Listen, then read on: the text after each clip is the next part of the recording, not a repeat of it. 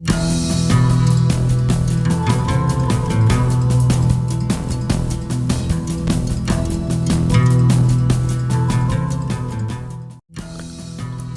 हमारे चैनल में स्वागत है। दोस्तों, चाणक्य के बारे में तो हम सभी जानते हैं। उनके बुद्धि और विवेक को आज भी दुनिया सलाम करती है। और जब भी हम लोग अपने जीवन के किसी उलझन में उलझ जाते हैं तो चाणक्य नीति का अनुसरण ज़रूर करते हैं, जो हमें यह बताती है कि हमें कब क्या करना चाहिए। चाणक्य ने अपनी बुद्धि और नीति के बल पर ही चंद्रगुप्त मौर्य को शासक बनाया था, जिसके फलस्वरूप भारत का निर्माण हुआ। पटना, जिसे पहले पाटलिपुत्र कहा जाता था, चाणक्य काल में मगध राजा की राजधानी हुआ करता था। चाणक्य नीतियों से मिलने वाली सीख हमें आज के इस कलयुग में विवेक के साथ जीना सिखाती है। फिर चाहे वो राजनीति से जुड़ी हो, दैनिक जीवन से जुड़ी हो या फिर अर्थशास्त्र से जुड़ी हो। चाणक्य ने ऐसी बहुत सी चीज़ें बताई हैं जिन्हें अपनाकर हम रोज़मर्रा के जीवन में अपने काम आसान कर सकते हैं। वीडियो में हम आपको बताएंगे चाणक्य की ऐसी ही कुछ नीतियों के बारे में जिन्हें हम पूरी बेशर्मी के साथ अपना सकते हैं, तभी हम लोग जीवन में उन्नति कर पाएंगे। जानकारी अति महत्वपूर्ण है। आपसे अनुरोध है, वीडियो को पूरा देखें, अंत तक देखें, बिना स्किप करें, ताकि आप तक ये अति महत्वपूर्ण जानकारी पूर्ण रूप से पहुंच पाए। तो चलिए शुरू करते हैं ये अति महत्वपूर्ण जानकारी भरे वीडियो। दोस्तों, इस दुनिया में कोई भी व्यक्ति जन्मजात धनवान नहीं होता है। कुछ लोग अगर वंश के अनुसार अमीर होते भी हैं तो अवश्य ही उनके पूर्वजों ने इसके लिए कड़ी मेहनत की होती है, तभी जाकर वो आज के समय में धनवान होते हैं। हर किसी ने कभी न कभी अपने बुरे समय में दूसरों से पैसों की मदद अवश्य ही मांगी होती है, या आपने कभी न कभी किसी दूसरे को उधार देकर पैसों से मदद अवश्य ही की होगी।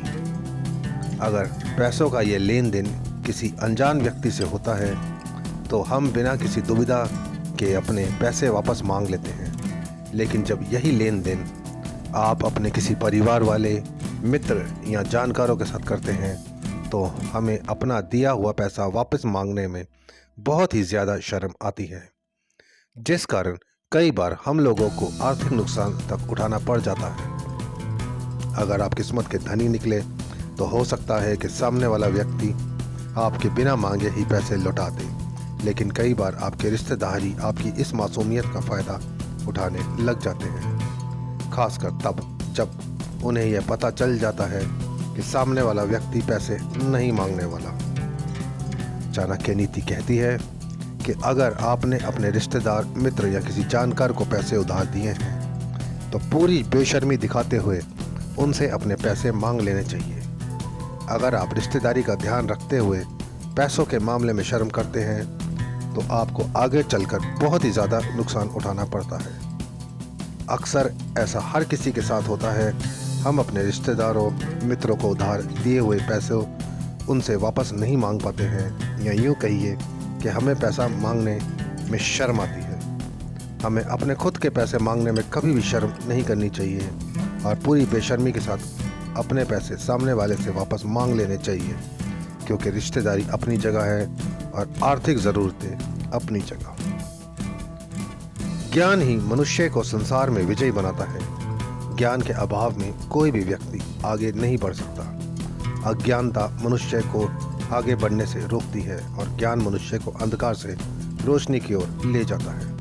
चाणक्य नीति कहती है कि आपको कभी भी सवाल पूछते हुए शर्माना नहीं चाहिए, बल्कि बेशर्मी की तरह अपने गुरु से सवाल पूछने चाहिए।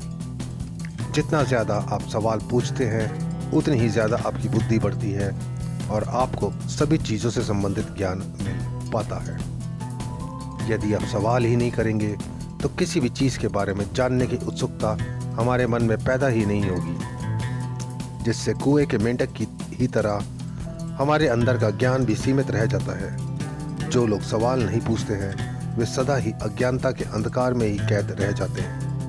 इसलिए हमेशा सवाल पूछते रहना चाहिए।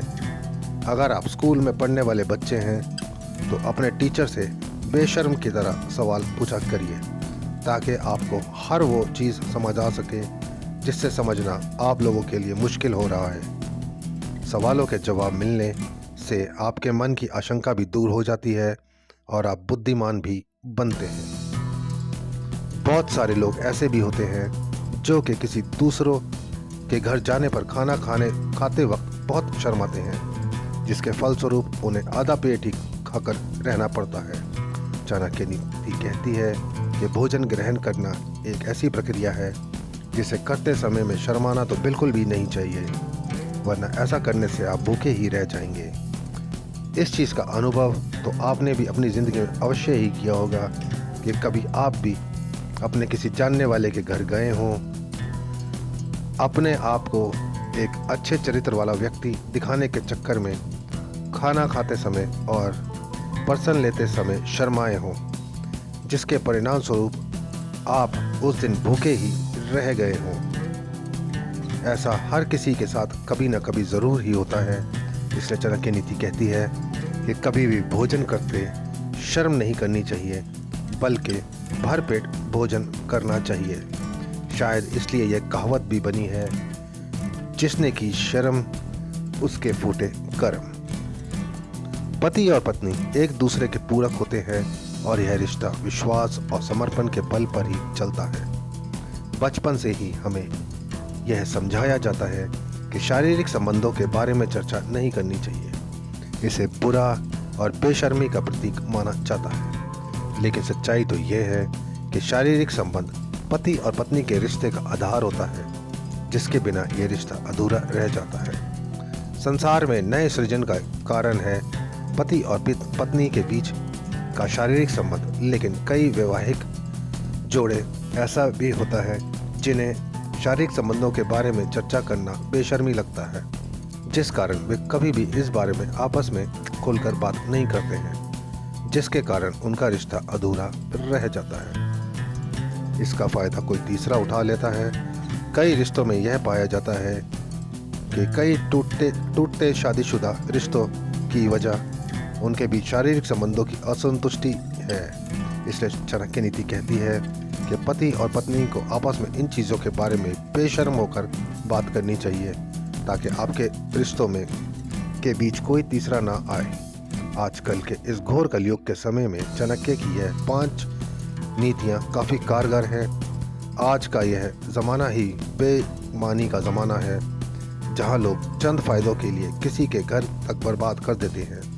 इसलिए पति और पत्नी को बेशर्म होकर आपस में प्यार करना चाहिए, ताकि किसी तीसरे को आपके रिश्ते के बीच घुसने की जगह ना मिल पाए। दोस्तों, दुनिया में ऐसा कोई व्यक्ति नहीं होगा जिसने कभी झूठ नहीं बोला होगा। हर व्यक्ति अपने ज़रूरत के हिसाब से कभी ना कभी झूठ ही कहता है। कभी कभी तो हमारे जीवन में ऐसा समय भी आ जाता है जब एक झूठ के कारण कई रिश्ते टूटने से बच जाते हैं। ऐसे में अगर आप झूठ नहीं बोलेंगे तो शायद कुछ घर पर बात भी हो जाए। इससे चाणक्य नीति कहती है कि जब कभी आपके सामने कोई ऐसा मौका आए कि झूठ बोलना आपको सच कहने से ज़्यादा उचित लगे, तो ऐसे में बेशर्म होकर झूठ बोलें, क्योंकि इन हालातों में आपके द्वारा बोला गया एक झूठ 100 सच के समान ही होता है। कुछ लोग सही गलत के निर्णय नियम के अनुसार और वक्त के मांग के अनुसार झूठ नहीं बोल पाते हैं, जिसके लिए उन्हें भुगतान भी भरना पड़ता है। अतः चाणक्य नीति के अनुसार कभी कभी ज़रूरत पड़ने पर बेशर्म की तरह झूठ बोलना भी ज़रूरी बन जाता है। चाणक्य नीति में बताए गए सभी नियम पूरी तरह से हमारी दैनिक क्रियाकलापों पर आधारित हैं, जो एक मायने में उन सभी सवालों का जवाब है जो कभी कभी हमारे मन में उठते हैं। आशा करते हैं दी गई जानकारी आपको उपयोगी एवं महत्वपूर्ण लगी होगी। वीडियो में अंत तक बने रहने के लिए आपका धन्यवाद। वीडियो अच्छी लगी हो तो लाइक एवं शेयर कर दीजिएगा, एवं चैनल पर नए हैं तो चैनल को सब्सक्राइब कर दीजिएगा। जल्द मिलते हैं एक नए एवं रोचक वीडियो के साथ। धन्यवाद।